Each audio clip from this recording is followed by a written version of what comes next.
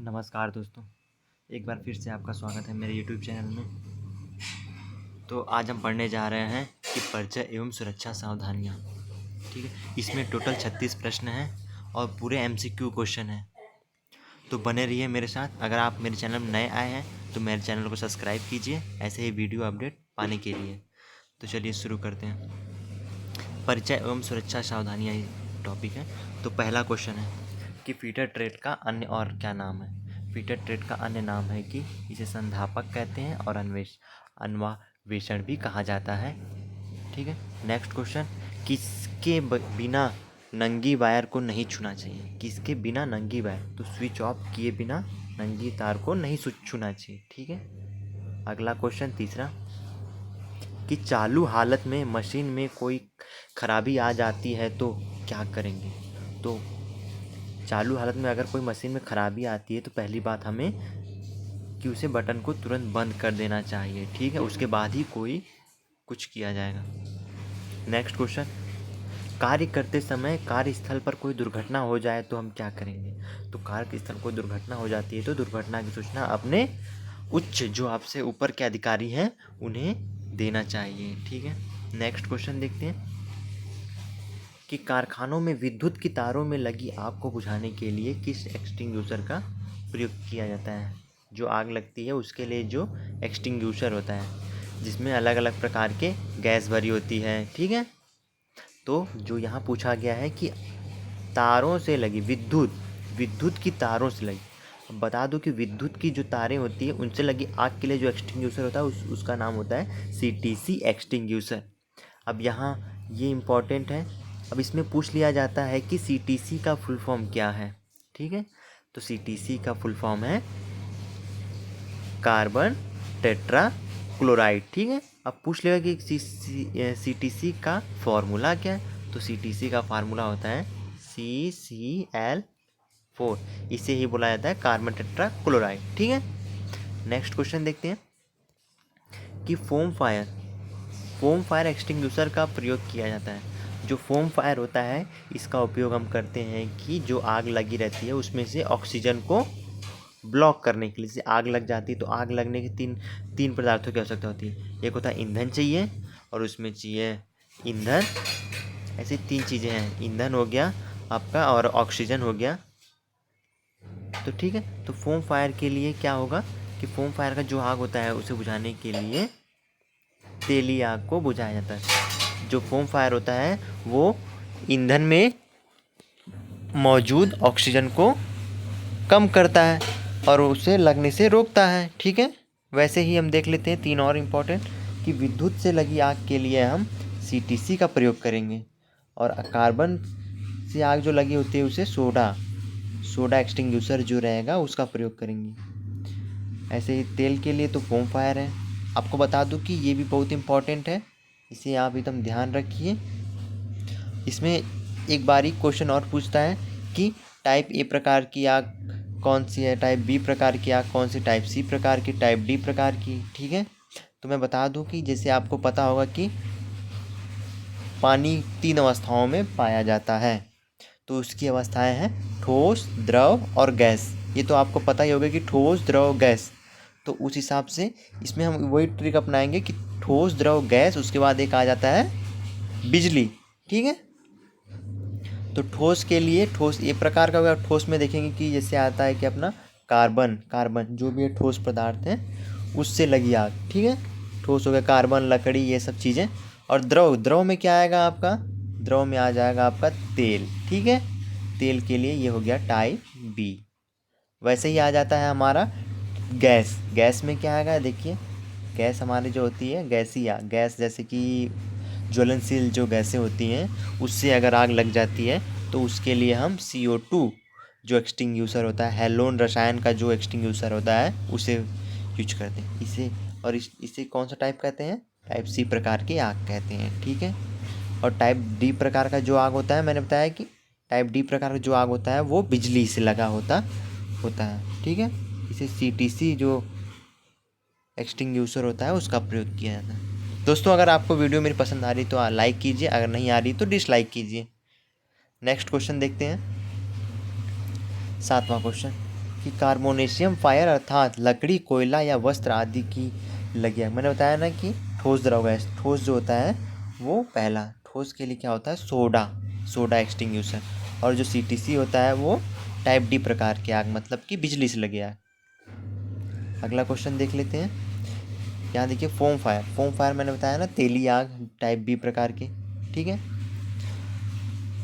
ये next question है कि डाई केमिकल एक्सटिंग्यूशर का प्रयोग किया जाता है। जो डाई केमिकल एक्सटिंग्यूशर होता है ये भी इलेक्ट्रिकल से लगी आग के लिए किया जाता है, ठीक है। इसमें क्या होता है कि जो बिजली के तार हैं ये सब जलने से जो आग पकड़ लेती है उसके लिए ड्राई केमिकल एक्सटिंग्यूशर का प्रयोग करते हैं हम, ठीक है। नेक्स्ट क्वेश्चन की तरफ चलते हैं। नेक्स्ट क्वेश्चन कि घायल व्यक्ति की चिकित्सा के आने के पूर्व जो सहायता दी जाती है उसे क्या कहते हैं। जो घायल व्यक्ति है अगर वो घायल है तो उसे सबसे पहले जो चिकित्सा होती है उसे प्राथमिक चिकित्सा कहा जाता है। अब प्राथमिक चिकित्सा में एक बहुत ही इम्पोर्टेंट है कि प्राथमिक चिकित्सा में आप ABC का क्या मतलब। प्राथमिक चिकित्सा में ए का मतलब होता है एयरवे, बी का मतलब होता है ब्रीदिंग और सी का मतलब सर्कुलेशन। एयरवे में कि अगर कोई प्राथमिक चिकित्सा किसी मरीज की हो रही है तो उसको ये देखना चाहिए कि वो एयर हवा ले पा रहा है कि नहीं, हवा सांस जो जा रही है वो, कि अब उसकी जो नली है सांस लेने की तो वो सही है कि नहीं, ठीक है। ये हुआ एयरवे। बी का मतलब होता है ब्रीदिंग, कि वो अगर एयरवे सही है, ठीक है, अब उसका ये चेक करना चाहिए कि वो सांस ले रहा है कि नहीं, सांस उसकी हो रही है कि नहीं, ठीक है। सी देखेंगे सर्कुलेशन में होता है कि आपकी उसकी धड़कनें या फिर उसकी नाड़ियों को छूकर पता किया जाता है कि उसका सर्कुलेशन हो रहा है कि नहीं, रक्त प्रवाह हो रहे हैं कि नहीं। तो ये भी बहुत इंपॉर्टेंट है कि पूछ लेगा आपको एग्ज़ाम में कि ABC में ए का मतलब क्या है, बी का मतलब क्या है, सी का मतलब क्या है, तो इसे आप ध्यान रखिएगा। नेक्स्ट क्वेश्चन देखते हैं। बीन कार्ड का प्रयोग होता है। जो बीन कार्ड होता है वो स्टोर कार्यों के लिए प्रयोग में लिया जाता है। बीन कार्ड जैसे कि आप कोई सामान आप ले जा रहे हैं, ठीक है, इंडस्ट्री में, तो उसमें आज का डेट लिखाएगा, कौन सा सामान ले गए हैं, कौन ले गया है, तो इसे ही क्या कहते हैं, बीन कार्ड कहा जाता है, ठीक है। नेक्स्ट देखते हैं। किसी भी ड्राइंग में आवश्यकता है, किसी भी ड्राइंग में जो आवश्यकता होती है उसमें फ्रंट व्यू रहना चाहिए, साइड व्यू और टॉप व्यू, इन तीन इसे ही हम 3D डायमेंशन कहते हैं, ठीक है। तो इसका आंसर हो जाएगा उपरोक्त सभी। नेक्स्ट क्वेश्चन देखते हैं कि किसी भी ड्राइंग को उसके आकार का दुगना खींचा जाए तो पैमाना होगा। अब कोई ड्राइंग है, ठीक है, उसके आकार, जैसे मान लेते हैं कि उसका आकार हम 1 ले लेते हैं, ठीक है, अब उसके आकार का दुगना खींचें, ये जो होती है ये रियल होती है, ठीक है, जो नीचे की रहती है वो रियल रहती है। अब इसे क्या करना, दुगना खींचना, तो ये 1 का दुगना क्या हो जाएगा 2, तो इसका सही आंसर क्या हो जाएगा, ये रियल होती है और ये जो रियल से कंपेयर करके जो होती है उसे होती है, ठीक है। तो इसका क्या हो जाएगा दुगना खींचने पर, तो 2:1 हो जाएगा इसका आंसर। तो अगला है कि कास्ट आयरन व स्टील को ड्राइंग में किस चिन्ह द्वारा प्रदर्शित करते हैं, ठीक है। जो कास्ट आयरन की जो और स्टील का जो ड्राइंग होता है इंजीनियरिंग ड्राइंग में हम पढ़ते हैं ITI वाले, तो उसमें अगर हमें प्रदर्शित करना है कास्ट आयरन को तो हम ऐसा तिरछा लकीर खींच के उसे शो करेंगे क्रॉस में कि ये कास्ट आयरन और स्टील की ड्राइंग है, ठीक है। ऐसे ही बहुत इम्पोर्टेंट और भी कुछ है, मैं आपको दिखाता हूँ। ये भी कुछ इम्पोर्टेंट है कि कास्ट आयरन का मैंने बताया कि कास्ट आयरन का जो मेटल होता है उसे हम क्रॉस करके इसे प्रदर्शित करते हैं ड्राइंग में, ठीक है। और बेबिट मेटल के लिए हम करते हैं ऐसा डब्बा क्रॉस करके उसे डबल क्रॉस करते हैं, ठीक है। और ब्रास के लिए कुछ इस प्रकार का रहेगा, कास्ट स्टील के लिए डबल लकीर रहेगी, ठीक है। वैसे ही रॉट आयरन के लिए डार्क फिर हल्का, ठीक है, मोटा और पतला लकीर क्रॉस में ही रहेगा। मेटल के लिए देखिए हर मेटल का ऐसा ही आड़ा टेढ़ा ही लकीर है, लेकिन उसमें लाइंस का इफेक्ट है, ठीक है। तो ऐसे ही रॉट आयरन का है, लिक्विड का है, लिक्विड के लिए आपको पता है कि लिक्विड ऐसे शो होगा, और ग्लास के लिए आप लेदर के लिए ऐसा है, ठीक है, आप देख लीजिए इसे। तो चलते हैं आगे नेक्स्ट क्वेश्चन चलते हैं। नेक्स्ट क्वेश्चन है कि किसी भी वस्तु को साधारणतः देखा जाता है। जो कोई वस्तु है उसे कैसे देखा जाएगा, समतलीय देखा जाता है, ठीक है। नेक्स्ट क्वेश्चन 15 नंबर कि एल जो यह चिन्ह दर्शाता है ये एंगल को दर्शाता है। ठीक है, अब देखिए ये 16वां नंबर क्वेश्चन है कि ये कौन से एंगल का प्रोजेक्शन है। अब ड्राइंग में हमें जानना तो पड़ेगा ना कि ये कौन से एंगल का, तो ये है हमारा थर्ड एंगल का प्रोजेक्शन है। ठीक है, नेक्स्ट क्वेश्चन देखते हैं। अब यहाँ पूछ लिया गया है कि ये किस एंगल का प्रोजेक्शन है। ठीक है, तो ये है फर्स्ट एंगल का प्रोजेक्शन। पहले उसका प्रोजेक्शन गोला गोला रहेगा, फिर इसका डब्बा रहेगा। ठीक है, ऐसे नेक्स्ट क्वेश्चन चलते हैं कि ड्राइंग में लाइन सेंटरों को निम्न में से किस चिन्हों द्वारा प्रदर्शित करते हैं। अब क्या बोला है, सेंटर लाइन को। ठीक है, सेंटर लाइन को आपको पता है कि सेंटर लाइन का पहले एक लकीर रहेगी, फिर छोटा डॉट, फिर लकीर, फिर छोटा डॉट, फिर लकीर, यही सेंटर लाइन का प्रतीक है। तो देखते हैं 90 नंबर का क्वेश्चन है कि यह चिन्ह प्रदर्शित करता है, यह जो चिन्ह होता है ये चैनल को प्रदर्शित करता है। एंगल के लिए आपको पता है कि एक सीधी लकीर रहेगी ऐसा, अगर उसी एंगल को ऐसे मोड़ दिया जाए तो इसे चैनल कहा जाता है। ठीक है, अगला क्वेश्चन देखते हैं, गैस मास्क का प्रयोग किया जाता है। जो गैस मास्क रहेगा तो गैस समझ में आ रही है, गैस के लिए जो जहरीली गैस होती है उससे बचाव के लिए जो मास्क उपयोग किया है। तो नेक्स्ट क्वेश्चन, तेल की अग्नि बुझाई जा सकती है। तेल की जो अग्नि है उसे सतह को कार्बन डाइऑक्साइड से ढकने से। ठीक है, तो इसके लिए मैंने बताया ना कि सतह को जो कार्बन डाइऑक्साइड से ढकने से जो तेल में होता है उसमें अगर किसी भी एक पदार्थ, जैसे कि होता है ऑक्सीजन या ईंधन या फिर आग, ऑक्सीजन हो गया, ईंधन हो गया, उसका हो गया लाइट, या फिर उसे, ठीक है, इसमें से किसी भी एक पदार्थ को अगर हम लोग हटा दें, ईंधन को या फिर ऑक्सीजन को, तो हम उसे फैलने से, आग लगने से बचा सकते हैं। ठीक है, अगला क्वेश्चन देखते हैं कि ग्राइंडर द्वारा टूल पर धार लगाते हैं, गॉगल का उपयोग करना चाहिए। ठीक है, नेक्स्ट क्वेश्चन कि कार्यशाला में कार्य करते समय ध्यान में रखना चाहिए, क्या रखना चाहिए कार्यशाला, कि मशीनों की सुरक्षा का, स्वयं की सुरक्षा का और कार्यों की सुरक्षा, तीनों सही है, तो मतलब उपरोक्त सभी। ठीक है, नेक्स्ट क्वेश्चन देखते हैं कि कृत्रिम श्वास दी जाने की विधियां हैं।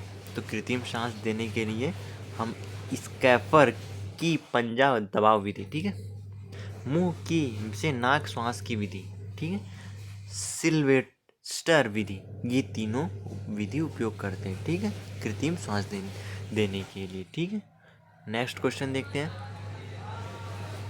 कि अग्नि से सुरक्षा हेतु कार्यशाला में क्या होना चाहिए। अग्नि से सुरक्षा के लिए रेत की बाल्टियां रखनी चाहिए। ठीक है, पानी की बाल्टियां रखनी चाहिए, अग्निशामक यंत्र लगाने चाहिए। ठीक है, ये सभी रहनी चाहिए इसमें। नेक्स्ट क्वेश्चन देखते हैं 26वां कि वर्कशॉप में अग्नि दुर्घटना के कारण हो सकते हैं, कि क्या क्या कारण हो सकता है। अगर सिगरेट रहेगा तो हो सकता है अग्नि, ज्वलनशील पदार्थों का खुला होना, तेल से भिगा हुआ जूट होना, तो इसका आंसर हो जाएगा सभी। नेक्स्ट क्वेश्चन कि रक्त की कितनी मात्रा बहने पर व्यक्ति की हालत चिंताजनक हो सकती है। जो रक्त होता है, आपको बता दूं कि इंसानों में रक्त उसके वज़न का 7% होता है। ठीक है, जैसे कि मेरा वज़न अभी 50 kg है, तो 50 kg, तो इसका 7% निकाल दें हम, तो 7%, ये 0 से 0 गया, ये 5 1 जा 5, 5 2 जा 10। ठीक है, तो 2 7 डिवाइडेड बाई 2।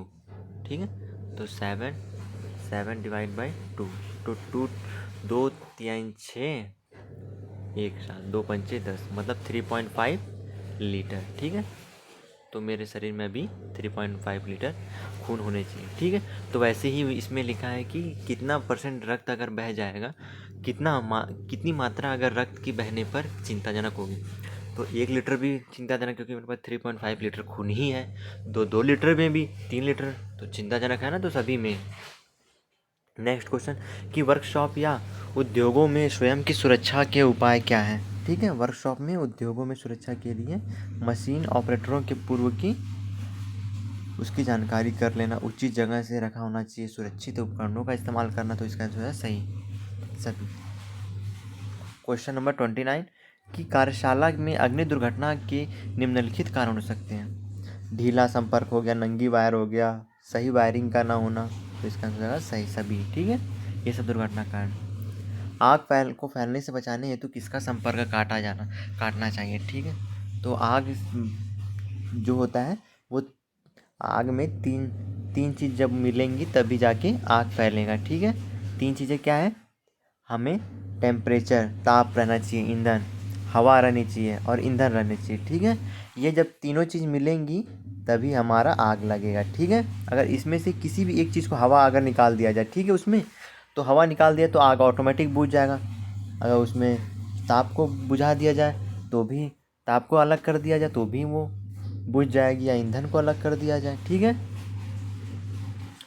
तो नेक्स्ट क्वेश्चन कि वर्कशॉप में मशीनों की सुरक्षा हेतु क्या करना चाहिए। मशीनों पर सही गार्ड लगाना चाहिए, मशीनों का उचित लेआउट होना चाहिए और प्रकाश का सही प्रबंधन होना चाहिए। ठीक है, लेआउट में क्या होता है कि जैसे किस मशीन को कहाँ, ये लेआउट में क्या होता है, जैसे ये लेआउट हुआ तो यहाँ मशीन रखेगा, यहाँ ऑफिस का बनेगा और यहाँ सभी वर्कर्स काम करेंगे, यहाँ लेथ मशीन, यहाँ बेंच वाइस, ऐसे ऐसे करके ये लेआउट होता है। ठीक है,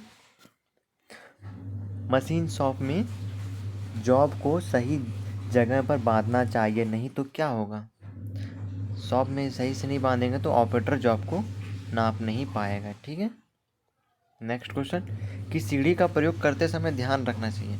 अगर सीढ़ी का प्रयोग कर रहे हैं तो किसी नीचे खड़े व्यक्ति द्वारा सीढ़ी पकड़कर रखी गई हो, क्योंकि क्या होता है अनबैलेंस हो गया या फिर कुछ, इसलिए सीढ़ी को पकड़कर रखना चाहिए। नेक्स्ट क्वेश्चन देखते हैं कि बैटरी चार्ज करते समय सावधानी रखनी चाहिए, तो क्या रखनी चाहिए बैटरी चार्ज कर कि कमरा हवादार हो, क्या होता है चार्ज करते करते समय ऑटोमेटिक या तो कहीं विस्फोट हो गया या कुछ हो गया, या आसपास को जलती हुई वस्तु ना हो, या पानी में तेजाब को बूंद बूंद कर मिलाएं। ठीक है, इसका आंसर आएगा उपरोक्त सभी। ठीक है, नेक्स्ट क्वेश्चन देखते हैं कि बिजली के कार्यों के लिए प्रायः खालिस्तान औजार प्रयोग किए। जो बिजली के कार्य होते हैं उसके लिए इंसुलेटेड औजार प्रयोग किए जाते हैं। इंसुलेटेड औजार में क्या होते हैं, जैसे कि उसमें बिजली का कोई संपर्क नहीं हो पाता है, जैसे हम लोग यूज करते हैं स्विच तो वो भी इंसुलेटेड है। ठीक है, नेक्स्ट क्वेश्चन देखते हैं 36वां और आखिरी क्वेश्चन कि विद्युत के झटके से बचाव के लिए सुरक्षात्मक उपाय है। जो विद्युत से झटके के लिए इंसुलेटेड औजार का प्रयोग करें, रबर के दस्ताने प्रयोग कर सकते हैं, मोटे रबर वाले जूते पहनने चाहिए। ठीक है, तो ये सभी उपयोग करने चाहिए। ठीक है दोस्तों, ये देखिए उसकी आंसर की है। अगर दोस्तों आपको वीडियो मेरी पसंद आई है तो लाइक कीजिए, ऐसी ही वीडियो मैं आगे बनाता रहूँगा। तो धन्यवाद दोस्तों।